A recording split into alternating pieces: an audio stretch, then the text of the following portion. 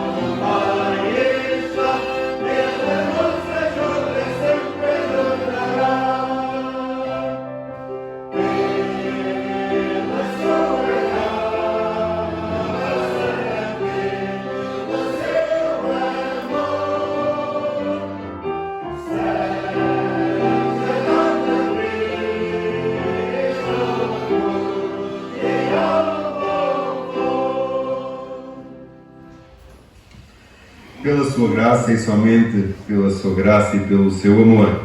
Essa graça sublime que nos alcançou quando nós jazíamos ainda em pecado.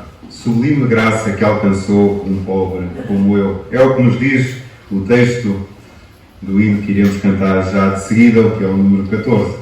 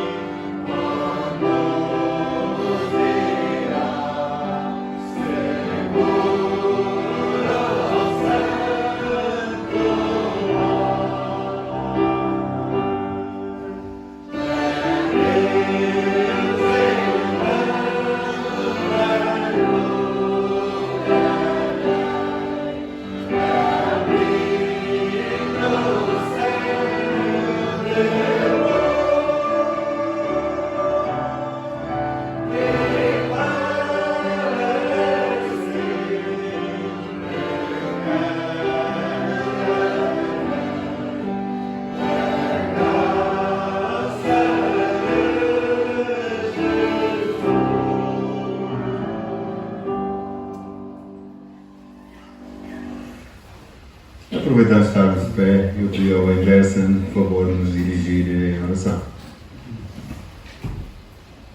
Pai, somos gratos, Senhor, somos gratos porque o Senhor nos ama, cuida de nós, nos adota como filhos, nos traz para a tua casa. Somos gratos pelo teu amor, pela tua misericórdia, por tudo que o Senhor tem feito por nós. Te pedimos, Senhor, muda o nosso coração. A começar hoje, Pai, pela palavra, pelos cânticos, por estarmos aqui diante de Ti. Porque o Teu Espírito tem poder para mudar as nossas vidas, para mudar o nosso caráter, o nosso desejo, a nossa vontade.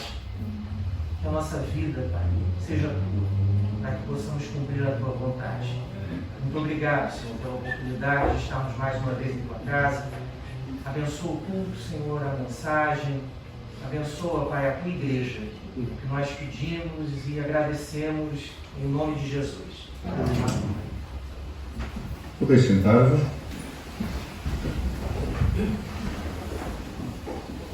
Queria deixar alguma informação, que são só os pedidos de oração que peço ao Miguel para projetar para vós, para recordação somente, para que não nos esqueçamos de interceder pelos nossos irmãos e irmãs e outros além que eventualmente conhecereis e que não estão ali mencionados também. Como são todos de cá, eu queria só então aproveitar e dar as boas-vindas ao Pedro Figueiredo, que nos visita esta manhã, e agradecer a presença aqui para também, eventualmente, como já estareis a prever, é ele que irá partilhar connosco a palavra de Deus esta manhã. E sendo que de anúncios não haverá mais nada e os pedidos de oração já foram visualizados, eu ia pedir à Anice Coimbra, por favor, de partilhar connosco algo que o Senhor colocou no seu coração. Enquanto eu preparo um espaço, ela poderá vir já vindo até aqui.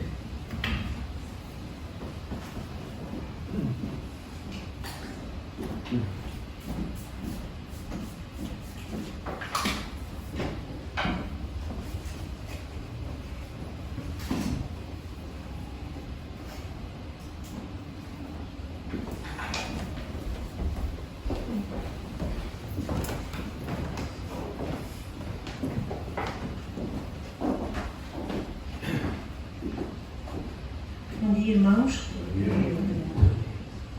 Eu vou estar aqui um texto de Clarice Barros, no seu livro Al Shaddai. Eu li este texto e achei interessante partilhar com os irmãos. Mãos disponíveis. Havia em Jope uma discípula por nome de Tabita. Este nome, traduzido, quer dizer Dorcas. Ela era notável pelas boas obras e esmolas que fazia. Atos 9:36. Jope era uma cidade situada junto ao mar Mediterrâneo, 50 km a noroeste de Jerusalém.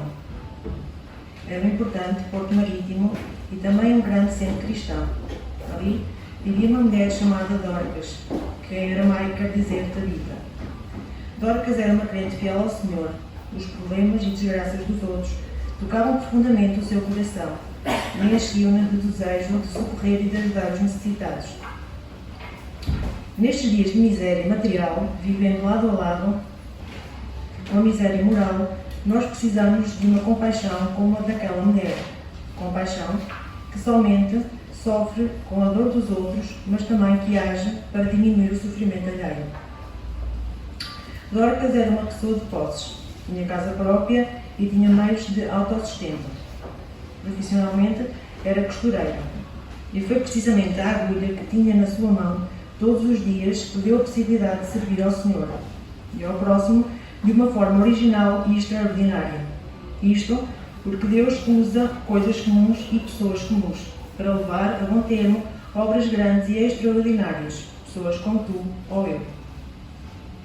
Dorcas não tinha o dom da palavra, mas tinha a sua agulha. O seu ministério não era de excursar nem de escrever livros cheios de ciências ou trabalhar com as próprias mãos, as mãos que ela colocou ao dispor de Deus, segurando a agulha entre os dedos finos durante horas a fio, para que todas as viúvas da sua cidade, e certamente também os órfãos, tivessem uma túnica ou um vestido para se cobrirem. Agora, olha para as tuas mãos. Pensa em todas as coisas que sabes fazer com elas. Pensa nas tuas capacidades específicas e pensa nas necessidades das pessoas que vivem no teu mundo e que se cruzam contigo todos os dias. Hoje é dia de ação, de boa ação. Decide tornar-te disponível para Deus e deixa que a sua mão guie a tua mão. Logo, acharás trabalho para fazer. Abre as janelas da alma e a tua doce calma desce sobre mim, com as chuvas suaves que regam o jardim cheio de flores. Desperta o meu coração para te buscar. Fala, amado Deus, que eu anelo escutar o teu plano para mim. Que Deus nos abençoe.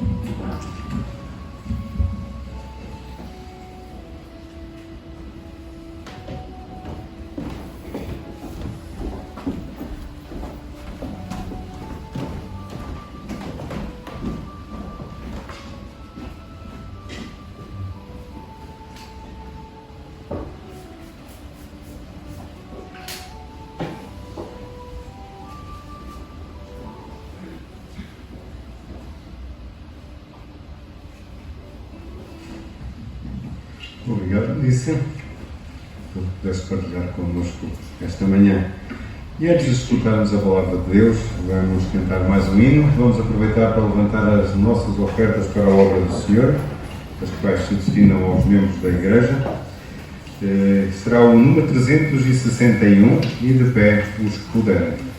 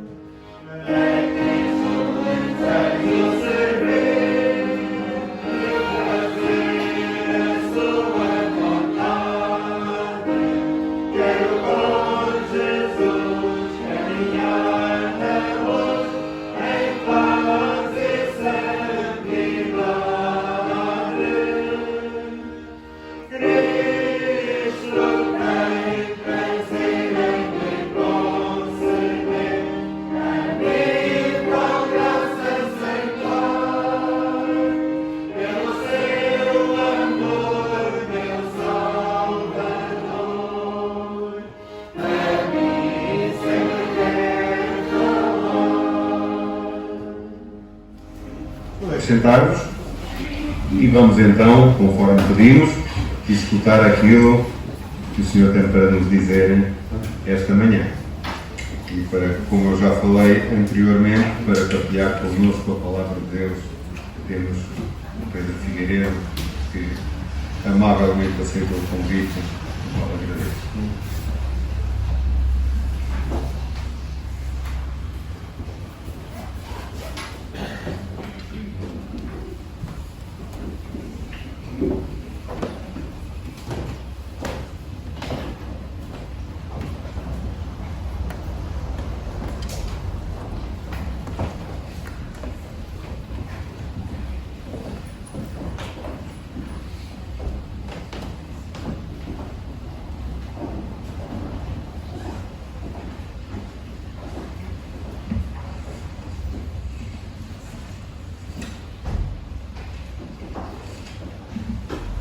dia. Eu vou fazer uma pergunta, só porque não vos conheço tanto assim. E, portanto, não estou ao ponto de decidir sozinho sem fazer a pergunta. E a pergunta é: quantos de vocês é que fazem vinho? É que cultivam as videiras, fazem vindima e depois produzem o seu próprio vinho? Quantos? Eu vou com cuidado, são muitos e eu não quero deixar ninguém de fora. Quero ver. Pá. Alguns, confesso, que se levantassem o braço, eu diria: opa! Mas como alguns não são exatamente do centro da cidade, podia acontecer. Eu faço vinho, eu cultivo, é uma estratégia para me libertar do stress e também para ajudar a descansar um bocadinho o corpo, a consumir um bocadinho umas energias.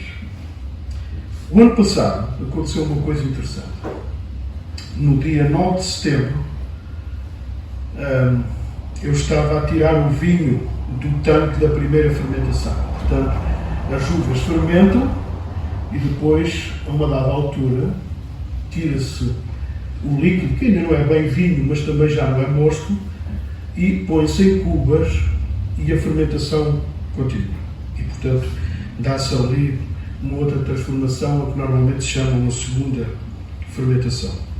Eu tinha as cubas preparadas para receber o vinho e estava a fazer aquilo que se chama tirar o vinho do tanque, onde eu tinha fermentado primeiramente, para as cubas, para as vasilhas. A Celeste, a minha mulher, estava a ajudar-me e eu, em dado momento, estava a correr pouco do tanque e eu disse-lhe para ela desentupir a torneira de saída para ver se corria mais. E ela disse-me: não adianta, o vinho parou. Epá, que pena, pensei eu. Eu ainda tinha vasilhas para encher. Ainda não estavam todas cheias. E o vinho parou. Eu adorava que houvesse uma forma de que, independentemente da quantidade, e era pequena, das uvas que eu tinha, naquele momento está sempre a tirar vinho. Pelo menos até encher as vasilhas que eu quisesse. Adorava uma coisa assim. Sempre a tirar, sem se acabar, até encher as vasilhas. Mas lá tinha que vir aquela informação: o vinho parou. Sabem, eu quero meditar convosco hoje sobre uma informação muito parecida. Só que não era de facto o vinho parou, mas era, adivinham, e o azeite parou.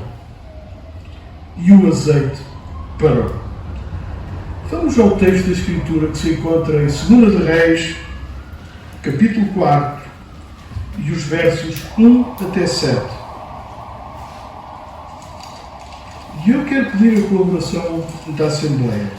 O texto é pequeno, peço a alguém que alto e bom som, de uma forma entoada, para todos ouvirmos e entendermos, possa, por favor, ler este texto para nós, levantando-se para ecoar melhor e ler este texto para nós. 2 de Reis, capítulo 4, e os versos 1 até 7.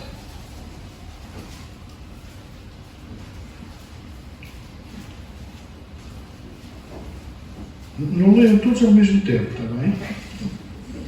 E uma mulher das mulheres dos filhos dos profetas clamou a Eliseu, dizendo: meu marido, teu servo, morreu, e tu sabes que o teu servo temia ao Senhor, e veio credora a falar-me dos meus 2 filhos para serem servos. E Eliseu lhe disse: que hei de eu fazer? Declara-me, o que é que tens em tua casa? E ela disse: tua serva não tem nada em casa, senão uma botija de azeite. Então disse eu: vai, pede para ti vasos emprestados a todos os teus vizinhos, vasos vazios, não pouco. Então entra e fecha a porta sobre ti, e sobre teus filhos, e deita o azeite em todos aqueles vasos, e põe à parte o que estiver cheio. Partiu, pois, ele, e fechou a porta sobre si e sobre seus filhos. E eles lhe traziam os vasos e ela os enchia. E sucedeu que, cheios que foram os vasos, disse a seu filho: traze-me ainda um vaso. Porém ele lhe disse: não há mais vaso nenhum. Então o azeite parou. Então veio ela e o fez saber ao homem de Deus e lhe disse: vai, vende o azeite e paga a tua dívida, e tu e teus filhos vivei do resto. Muito obrigado. Uma palavra de oração. Deus Pai, estamos na tua presença e tu conheces o coração de cada um, conheces também, em geral, aquilo que é a situação dos teus queridos, da tua igreja, deste local, e nós te rogamos o poder do teu Santo Espírito para entender a tua palavra e para termos força para aplicar em nossas vidas. Tu, conhecendo cada um nas suas particularidades, podes, igualmente, como a tua palavra nos declara, saciar a todos com uma mesma porção. E nós te rogamos que assim seja, no poder do teu Santo Espírito, e em nome de Cristo. Amém. Bom, este é conhecido como o episódio em que Eliseu multiplicou o azeite da viúva. A situação das viúvas era normalmente difícil. Em Mortede, onde eu nasci, havia um costume muito interessante quando morria o homem da casa. Eu lembro-me de ser pequeno e disto acontecer. Era uma espécie de uma segurança social que não havia naquele tempo. Quando morria o homem da casa, as outras pessoas iam dar bens à viúva no rescaldo da morte do marido e do funeral. Uns litros de azeite, uns litros de feijão, uns alqueires de milho, umas arrobas de batata, enfim, aquilo que a terra produzia, e as pessoas normalmente viviam disto. E iam dar dos seus bens à viúva e também deixavam uma notita. Porque era a noção de que a situação da viúva passava a ser muito difícil sem ter quem ganhasse o sustento e que ela precisava de sobreviver, e para os primeiros tempos, para o primeiro impacto, já lá tinha. Uma espécie de uma reforma da segurança social, um subsídio qualquer por morte, que naquele tempo não existia. Pena que estas coisas se perdem e que hoje já nem a morte do outro não diz nada, quanto mais. Enfim, nos vai dizendo quando percebemos que também estamos a caminho e nos vai fazendo pensar essas coisas. Mas a situação das viúvas era realmente difícil e a viúva deste episódio encontrava-se perante uma circunstância difícil, de penúria. Ela não tinha para pagar as dívidas. E, portanto, sabia que os credores, aqueles a quem ela devia, haveriam de chegar para cobrar. E, não tendo nada que lhes dar, restava entregar-lhe os filhos para servirem a esses credores, a esses credores, como escravos, como nos diz o texto no versículo. Bom, a mulher viu Eliseu, contou-lhe a circunstância, e o profeta perguntou-lhe: sobra-te alguma coisa? Estás assim numa desgraça tal? Ainda tens alguma coisita por lá? E ele disse: tenho uma botija de azeite. O versículo 10 diz-nos isso. E Eliseu pediu para ela juntar vasilhas, tantas quanto conseguisse, o maior número possível que conseguisse juntar, inclusive aquelas que os vizinhos lhe pudessem prestar. Muitas foi a recomendação dele. Depois de as recolher, a viúva deveria entrar em sua casa e vazar o azeite da sua botija, daquela que tinha sobrado, daquele que estava naquela que tinha sobrado, para ir enchendo com esse azeite que saía da sua própria botija, ir enchendo todas as outras que ela tivesse conseguido arranjar e que deveriam ser muitas. Diz-nos o versículo 4. E os filhos dela, depois de ter conseguido juntar as vasilhas, eram quem entrou para ajudar na tarefa. Essa tarefa devia ser feita à porta fechada, guardada de ser vista pelos outros, conforme o versículo 4 e 5 instruído um e o outro diz que foi feito. E lançaram-se à tarefa e o azeite só parou de correr quando já não havia mais vasilhas. Esta foi a diferença para o meu vinho. Quero deixar-vos aqui uma introdução, uma pequena nota explicativa antes de passarmos efetivamente aos ensinos de hoje. Que é, na Bíblia, o azeite e o óleo são símbolos do Espírito Santo e de unção. Era frequente derramar óleo sobre a pessoa ou sobre a coisa para separá-la como santa para o uso exclusivo de Deus e prepará-la para servir a Deus.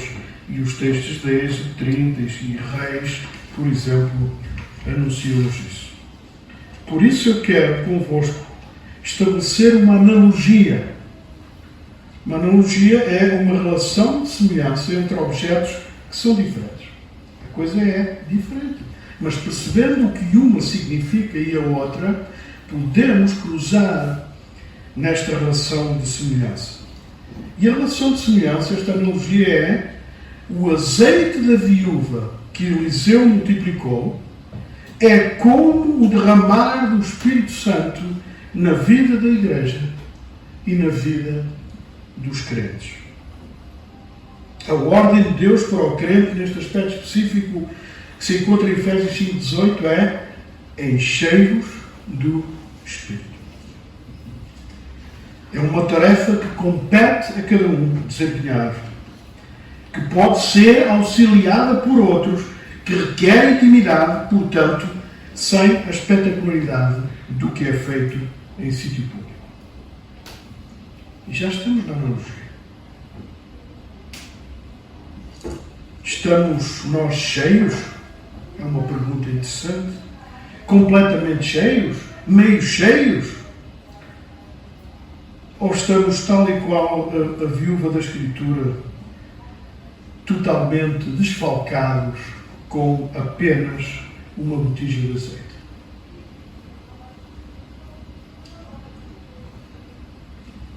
Deus quer-nos num estado de total abundância.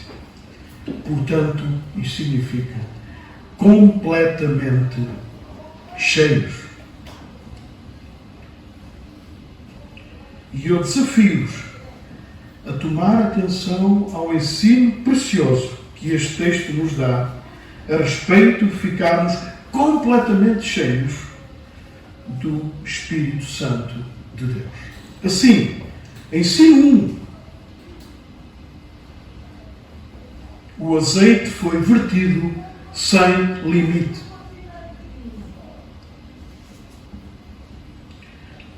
O texto não nos refere, portanto, deixa em aberto o número de litros de azeite que poderia ter aparecido ali.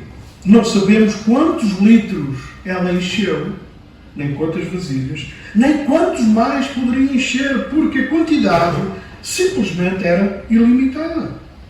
Não havia uma porção previamente estabelecida, que tendo chegado àquele número, àquele limite, terminasse. Foi vertido sem limite.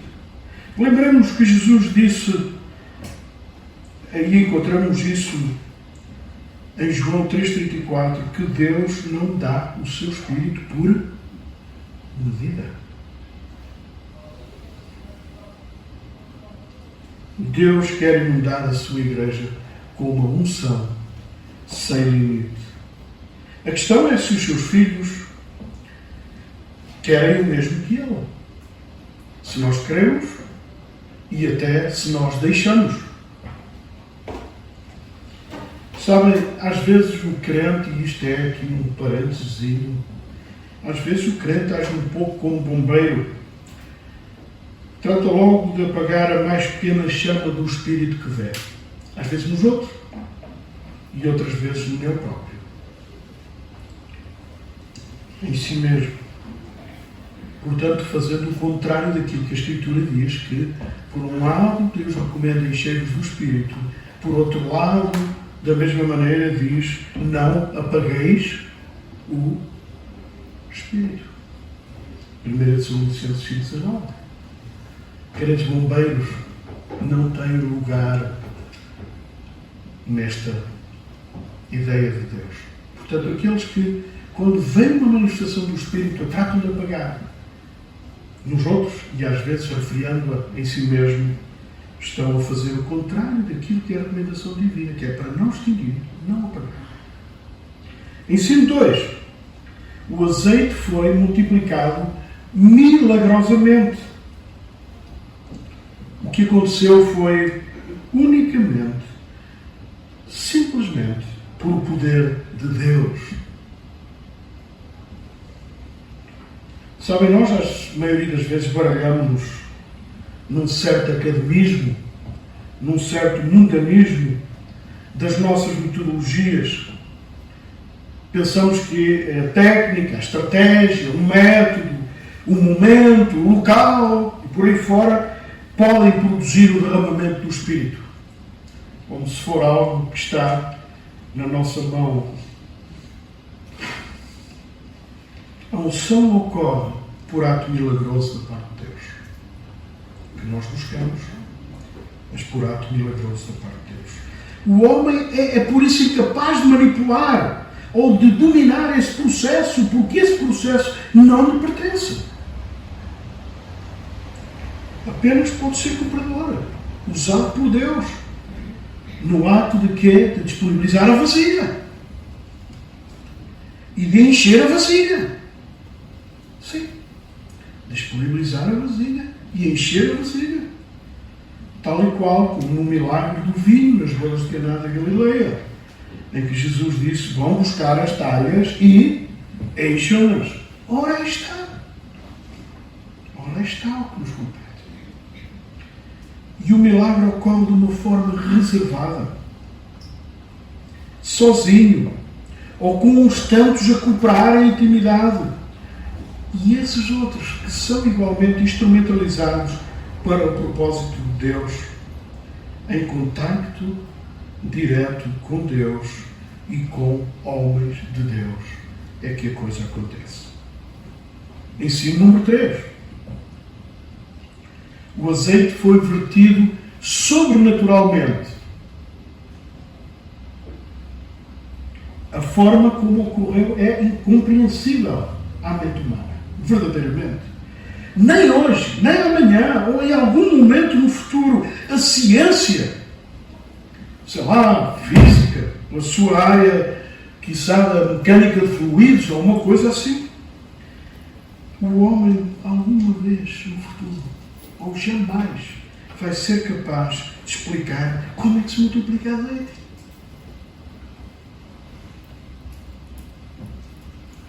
Da mesma maneira que ainda falta explicar como é que se multiplicam peixe e peixes. Não é? Quando Jesus se encontrou com Nicodemos, ele deixou claro na sua conversa que a ação do Espírito Santo é um mistério.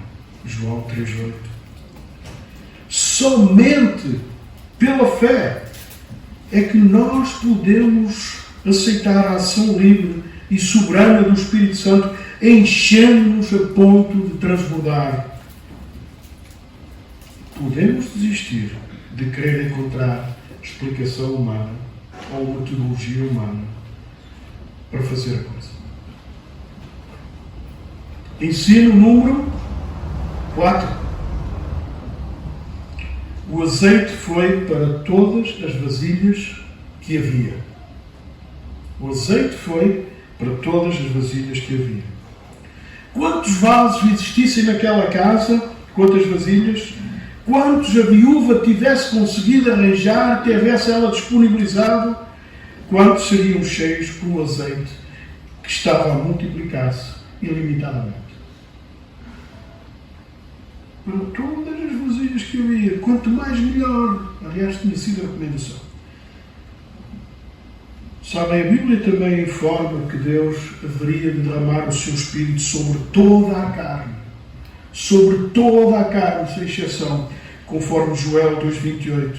E desta promessa de Deus, o próprio Pedro recordou-se, fazendo menção a ela no seu discurso no dia de Pentecostes. Nós podemos ter a certeza que o Espírito Santo é para todo o crente, para cada vaso, para cada servo de Deus. Para todas as vasilhas. Ter a certeza que Deus quer encher do Espírito Santo a cada um e que quer que o seu Santo Espírito seja amplamente atuante em cada um. Aliás, recomendo-vos a não esquecer isto. Porque isto modera a maneira como olhamos para o nosso irmão. O mesmo Espírito que Deus quer que seja amplamente atuante em nós é o mesmo que Ele quer que seja amplamente atuante no outro. A quantidade do outro não interfere no que há de menos para me encher a mim. Entende? Um certo ciúme, às vezes. Bom, deixemos.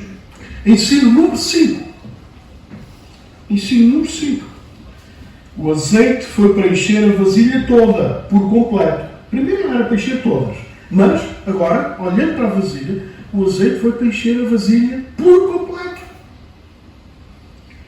Quando a viúva estava a encher as vasilhas, ela devia ter esta noção e esta garantia que estava a enchê-las completamente. Porque deixá-las meias cheias era perder a oportunidade única de ter mantimento. Era desperdiçar, não ter tudo o que tinha acesso. Por isso se entende que ela fizesse de tudo para as encher até cima. Agora, lembrando da analogia que eu também estabeleci com o vinho, até ao batoque. Sabe o que é o batoque? O batoque é o orifício o buraco onde se coloca a rolha nas vasilhas da duela. Os pipos do vinho têm da parte de cima um buraco onde se coloca a rolha, que chama-se o batoque. As vasilhas enchem-se até ao batoque, que é para ter a certeza que ficaram completamente cheias. Mas, se neste processo da segunda fermentação derramar um pouco de vinho, o que é que se faz antes de colocar a rolha? Acrescenta-se. Diz-se na gíria, atesta-se. Porque a vasilha é para ficar completamente cheia. Para termos a certeza que ela já não pode levar mais. Esta viúva, com certeza, encheu até ter a certeza que já não podia levar mais, porque caso contrário era um mau aproveitamento do mantimento a que ela tinha acesso. Com base na palavra de Deus, podemos dizer que o seu propósito é encher-nos completamente do seu Espírito Santo, até o batoque, até não levarmos mais. A expressão usada ali no original, em Efésios 5,18, quando diz enchei-vos do Espírito, seria melhor traduzida se estivesse escrito encham-se e continuem sempre a se enchendo. Porque só enchendo e continuar sempre a encher é que tem a certeza que estão efetivamente cheios. Na gíria, quem produz vinho é enchem-se e atestem-se. Para ter a certeza que a vasilha está sempre cheia. Deus quer isto. É seu propósito encher-nos e continuar-nos enchendo na totalidade. O plano de Deus é mais do que dar-nos só um pouco do seu Santo Espírito, só uma pequena porção dele. Ele quer dar-nos a plenitude, a totalidade, a maior grandeza do seu Espírito Santo. Dar-nos uma superabundância, até que o nosso estado seja de estarmos completamente cheios. Na sua intenção, a intenção de Deus, nenhum dos seus filhos fica meio cheio. Que isto de ser meio cheio, por coincidência, é também meio vazio. É também meio vazio. Ambicionar por isso, ou contentar-se em ficar meio cheio, e por consequência meio vazio, é desperdiçar a oportunidade única de ter mantimento para a vida. é uma opção absolutamente desastrosa. Ensino número 6. O azeite foi vertido à medida da desocupação das vasilhas. O azeite foi vertido à medida da desocupação das vasilhas. Se a viúva tivesse lá em casa vasilhas que já estivessem ocupadas com outra coisa qualquer, então seria impossível enchê-las com azeite, porque elas estavam ocupadas. As vasilhas que ela foi pedir e que ela juntou foi as que estavam vazias. Se calhar ela dizia, pá, tenho aqui mais 5, tenho aqui mais 10, mas estão ocupadas, não te as posso emprestar. As outras estavam ocupadas, tinham alguma coisa, estavam ocupadas, ela não podia enchê-las. Da mesma maneira, enquanto nós nos encontrarmos cheios de qualquer outra coisa, será impossível que Deus nos encha do seu Santo Espírito. Para que Deus nos encha, é preciso que estejamos vazios de algumas outras coisas. Sabem porquê? É que tem que haver espaço. É que tem que haver espaço. E se o espaço já está ocupado por outra coisa, é notório, é claro, é seguro que não vem mais nenhum ocupá-lo, porque ele já está ocupado. Temos que estar vazios. Vazios de nós mesmos, da nossa vaidade, da nossa razão, da nossa visão tão fantástica e tão melhor que a dos outros todos. Em relação a praticamente tudo, não é? Praticamente temos sempre uma visão tão fantástica e tão distinta dos outros todos que quem dera aos outros pensar como nós e serem capazes de articular tão bem como nós. Quem dera. Temos que nos esvaziar. Temos que nos esvaziar de toda a forma de pecado. Porque é preciso espaço para que Deus sobrenaturalmente faça este processo de nos encher com o seu Santo Espírito. E o ensino 7. E último. O azeite só parou quando todas as vasilhas já estavam cheias. Ao contrário, por exemplo, o filho dizer, ou o filho estar a chegar as vasilhas e a mãe dizer, não chegues, já não é preciso. Isto já não deita mais. Não. Foi o contrário. A mãe continuava a puxar, daí ele. Não há mais vasilhas. E o azeite só parou quando todas as vasilhas estavam cheias. Da mesma maneira, o propósito de Deus, ainda hoje, é de só parar de derramar o seu Santo Espírito quando todos os vasos estiverem cheios. Em Atos 3:21 é-nos anunciado que há um tempo em que Deus restaurará todas as coisas. Irmãos, é tempo de unção plena para todos os seus, para todos os filhos de Deus. Deus, ao invés de privilegiar uns poucos, alguns que Ele pudesse considerar como especiais, não. Resolveu encher a todos com o seu Santo Espírito. Encher a todos, até transbordar, independentemente da formação escolar, académica, independentemente da idade, da cor da pele, do sexo, do cargo que exerce na igreja ou lá na empresa onde trabalha, etc, etc. Todos restaurados e igualmente completos e cheios de um espírito igualmente atuante em uns e em outros.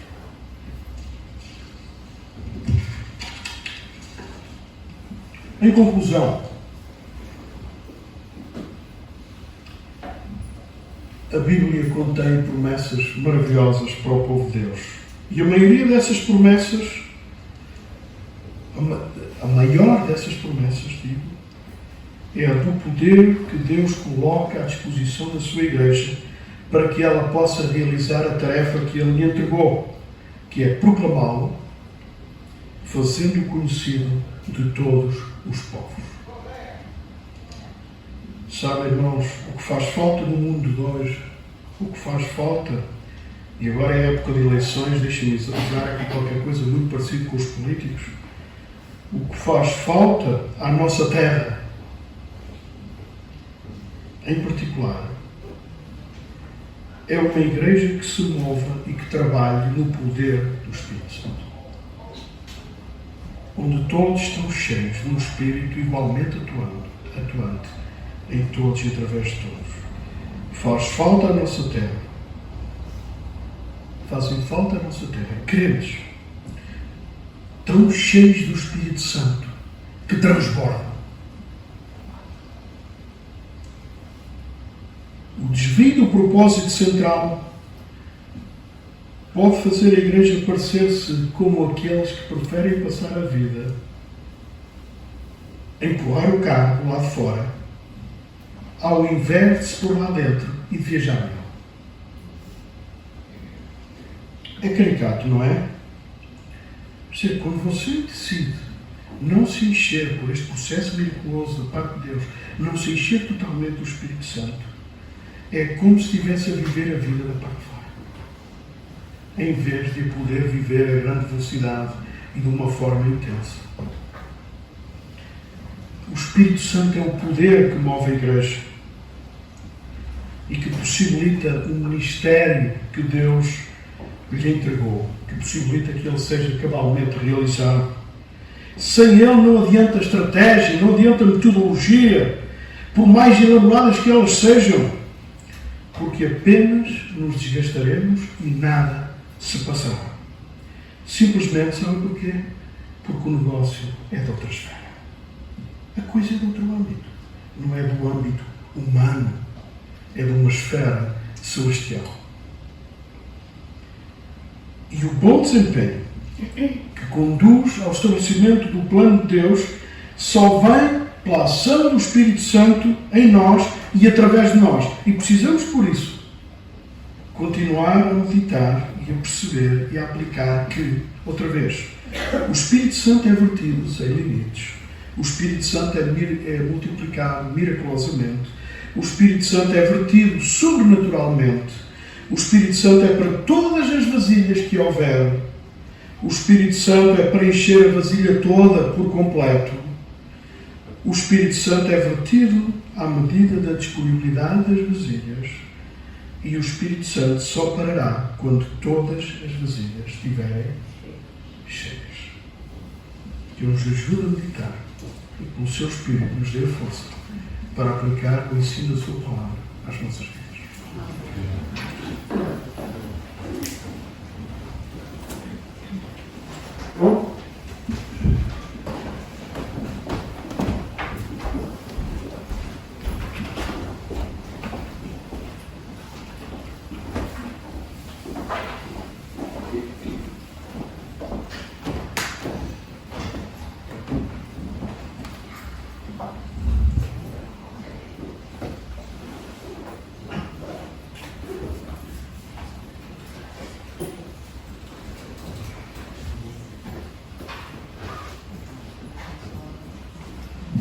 Estamos gratos ao Senhor pela sua palavra.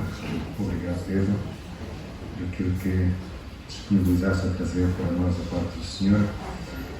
Como estamos gratos que o Senhor também possa, como escutamos, e que possamos colocar em prática aquilo que ouvimos, para que assim a obra de Deus possa prosperar no propósito que Ele pretende. Estamos chegado ao final do nosso culto e eu pedi o favor de ficar em pé, todos os que puderem. Eu pedi ao André, por favor, de terminar uma oração.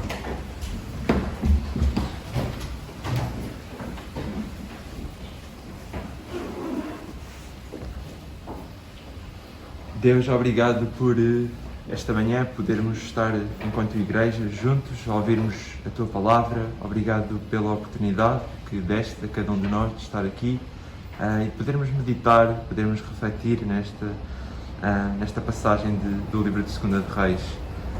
Quero agradecer por Jesus, quero agradecer porque na nossa natureza pecadora, pelas nossas obras, pelos nossos méritos, não tínhamos qualquer esperança, não tínhamos nada.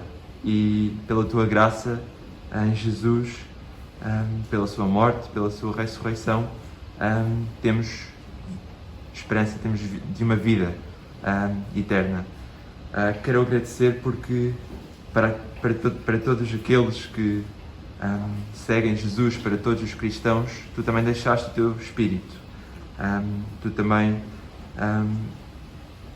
hoje nos moldas, nos transformas mais para crescermos em santidade e Tu atuas em nós através dele. Pedimos que, de facto, aquilo que podemos ouvir e também a Tua palavra ao longo da nossa vida, que possamos ser transformados. Pedimos que possamos ser moldados mais à semelhança de Jesus, que possamos crescer em santidade ao longo das nossas vidas, que possamos viver centrados em Ti e para Ti, para a Tua glória, em nome de Jesus. Amém. Chegado ao final do nosso culto, o resto de um bom dia para todos e o Senhor vos abençoe.